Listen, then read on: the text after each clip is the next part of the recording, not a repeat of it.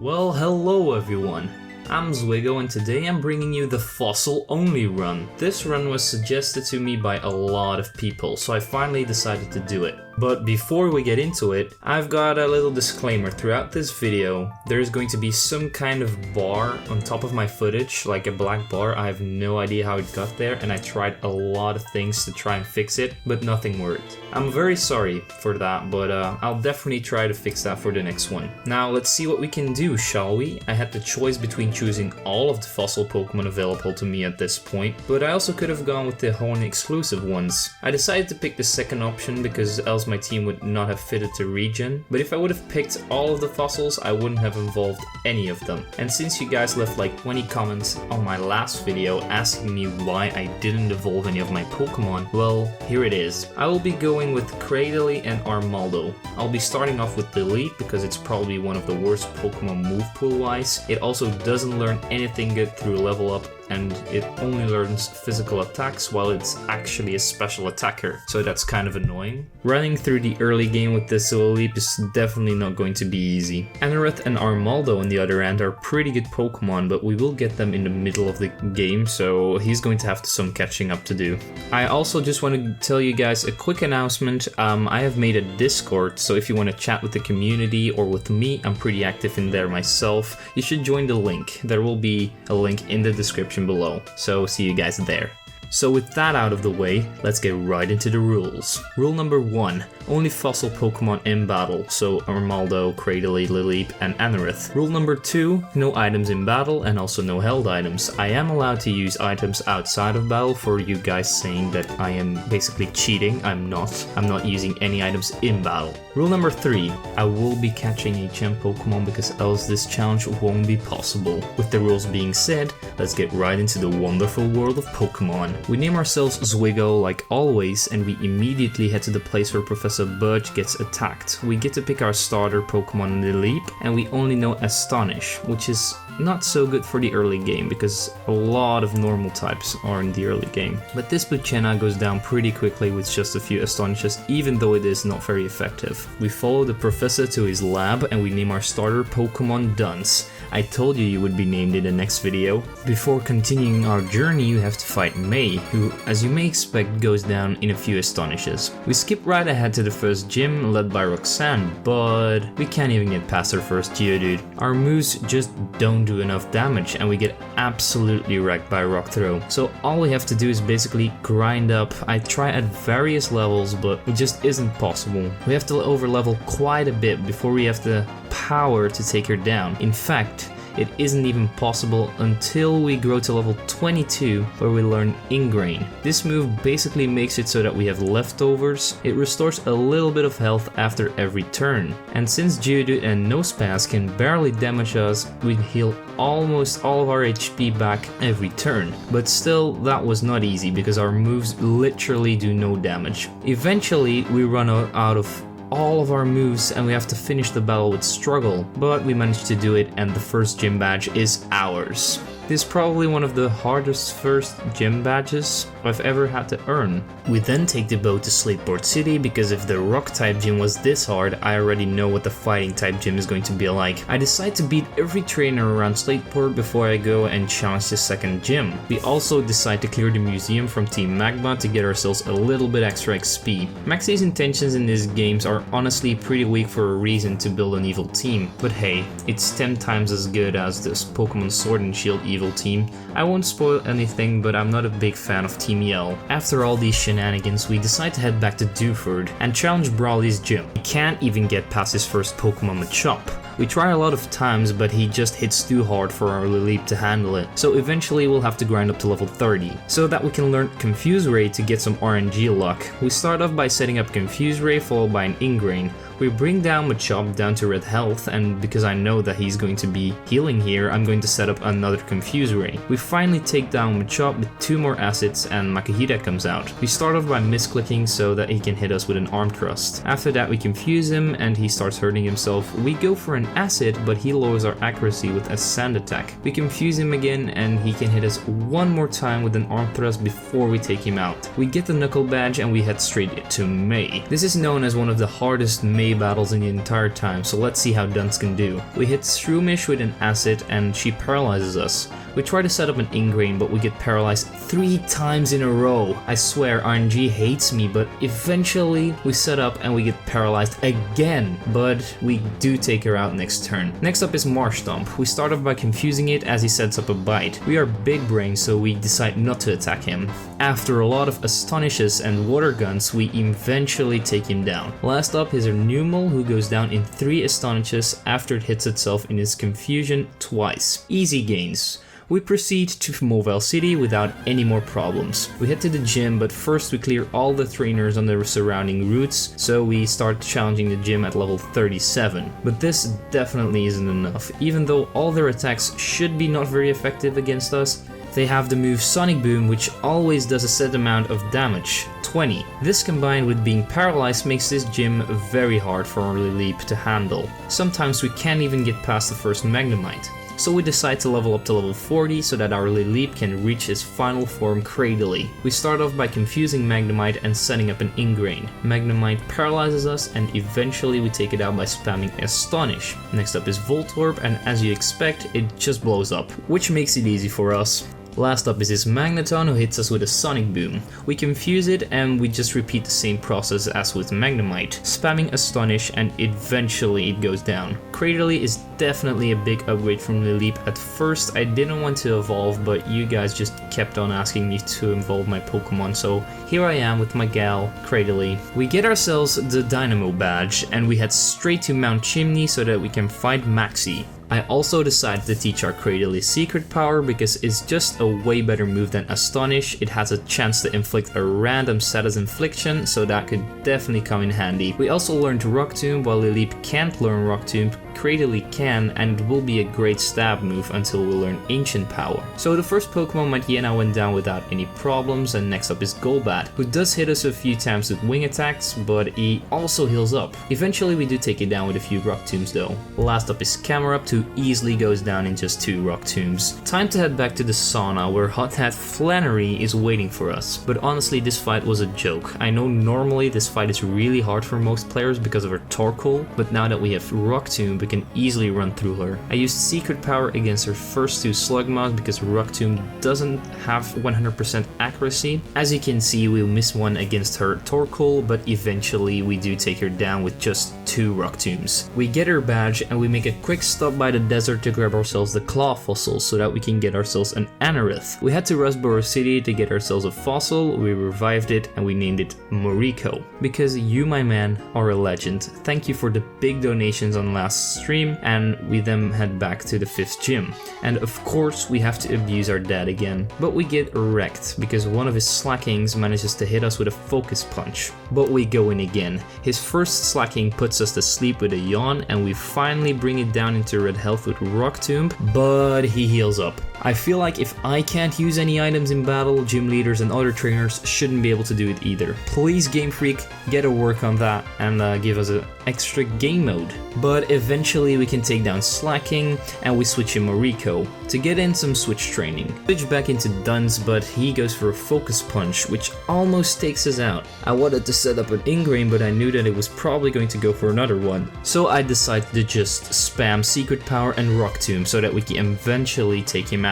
Last up is this Vigoroth, who can barely damage us, so he goes down pretty easily. Our dad goes to jail and we take his balance badge. We travel all the way to the Weather Institute and we are about to enter Fortree City, but we have to fight May again. We lead with Moriko, but we get Leech Seeded, and Shroomish just spams Mega Drain so we don't do enough damage. Eventually we get taken out, so Cradily has to finish this. Shroomish goes down in 1 Secret Power and Marshtomp 2 because of a critical one. Last up is Numel, who shares the same fate as the last 2 Pokemon. We win and she gives us the HM for Fly, which is something we probably aren't going to be using a lot in this run. We arrive in Fortree City and we go straight to the flying gym led by Winona. We lead with Anorith, but we get taken out way too easy. Again, a job for Dunce to clear the rest of her team. We learned Ancient Power, so that's an upgrade from Rock Tomb, although it doesn't have as much PP.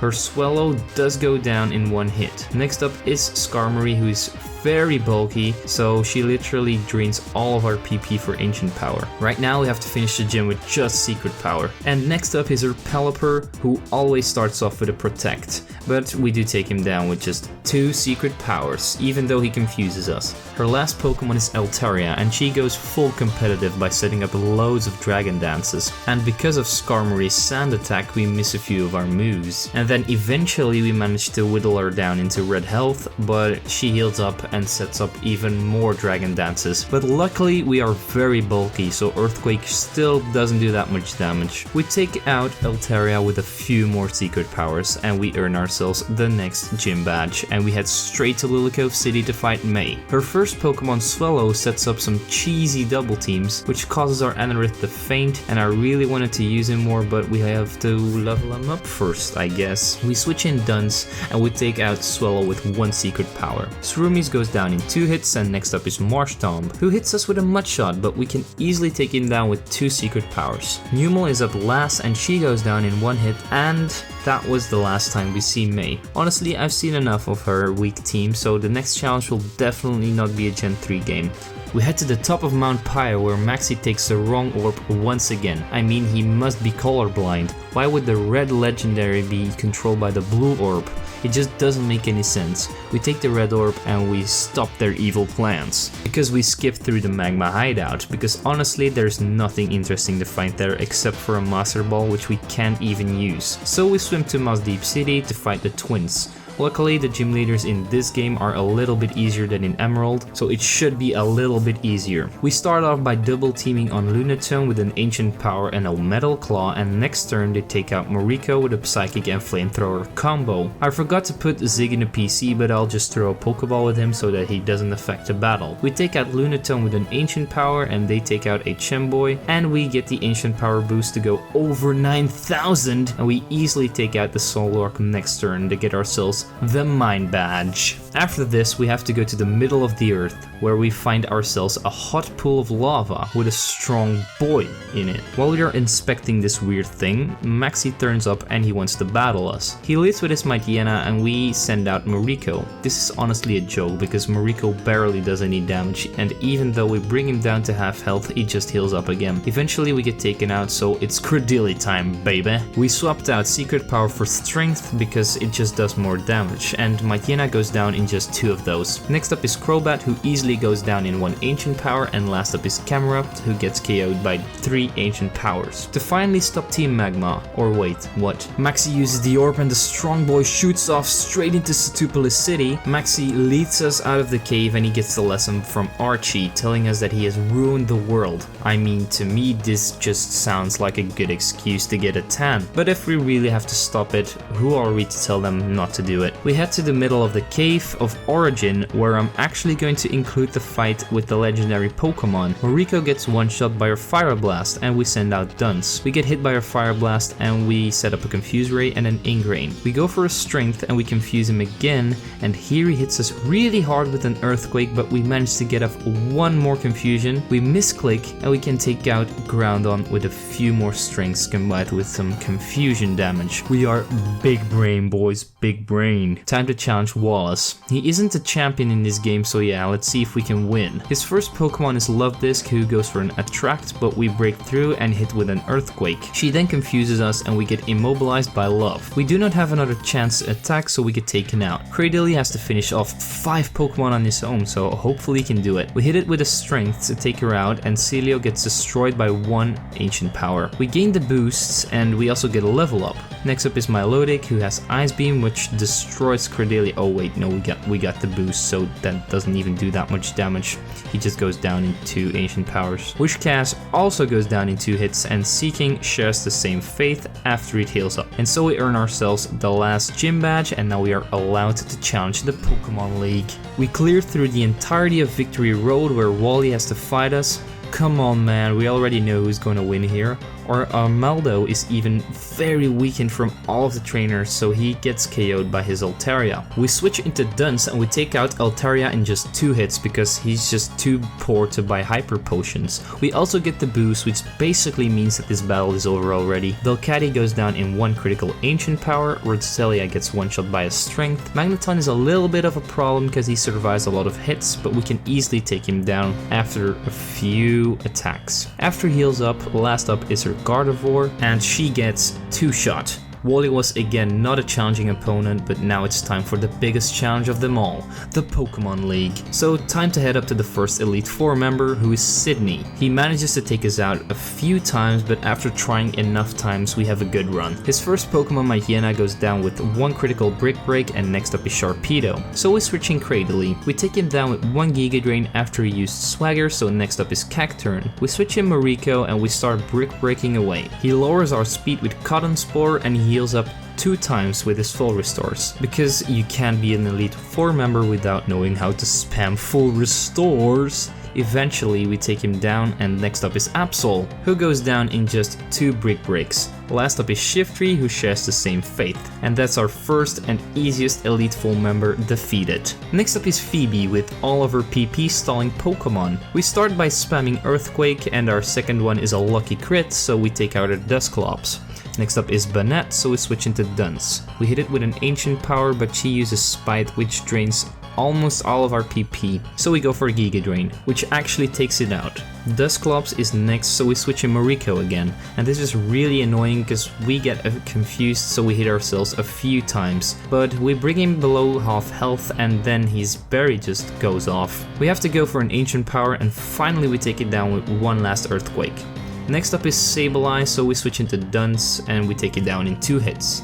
Last up is Banette, and even though we ran out of ancient powers, we can easily finish her off with Giga Drain. We defeated our second Elite Four member, and now it's time to go and challenge Glacia. This fight will be a little bit of an uphill battle because Cradily is weak to Ice-type moves, but after leveling up Armaldo to level 57 and Cradily to level 70, it's finally enough to beat her. Her first Glalie almost faints to 1 ancient power, but she decides to heal up. We take it down with 2 Brick Breaks, even though we get hit by our Glalie. Next up is Celio, and we take her down with 1 Giga Drain. The second Celio shares the same fate, and Walrein comes out. He hits us hard with a Blizzard, but he goes down with just 2 Giga Drains. Last up is Glalie, who also goes down in 1 hit. Glacia is defeated, and so it's time for Drake. Normally we have a lot of problems with him, but this time we got some bulky beasts, so it does take a decent amount of attempts, but eventually we get our winning battle. His first Pokemon is always annoying because it's very bulky, but eventually after a few protects and a lot of attacks he goes down. Altaria is next, so we switch in Mariko and we go for an ancient power. We manage to get the boost and Altaria hits us with a Dragon Breath. Next turn we take her out though. Next up is Flygon, who does hit us a few times. We do take him out with 3 hits. We level up, and next up is his Flygon, who goes down in 3 slashes. Last up is Salamence. We can hit him with 1 ancient power before he takes us out, so we send out Dunce and we finish it off with 1 more ancient power. Now it's finally time for our hardest fight yet, Steven. We have tried a lot of times, and by a lot I mean a lot. But his Skarmory does way too much damage, and his Metagross does so much damage with Meteor Mash, and our attacks barely do any damage to his Pokemon, so I think it's finally time for me to learn Armaldo, the cheesiest move ever, Double Team. I really didn't want it to come to this, but we can't level up anymore because I don't have any Max Ethers and Elixirs left, so this wouldn't be possible anymore. Oh yeah, and our Zigzagoon also picked up 7 rare candies throughout the whole game, so we level up our Armaldo to level 65, which should be enough to win. But still we fail. After a lot of trying, we can finally do it. First we set up 6 double teams, and then we start hitting and hitting and hitting. And our first attacks, we get ourselves an ancient power boost, which is great, so we can take out Skarmory. Next up is Cradily, and of course I stay in, and we hit it with a Brick Break, which almost takes him down. He heals up and we take him down with 2 more Brick Breaks.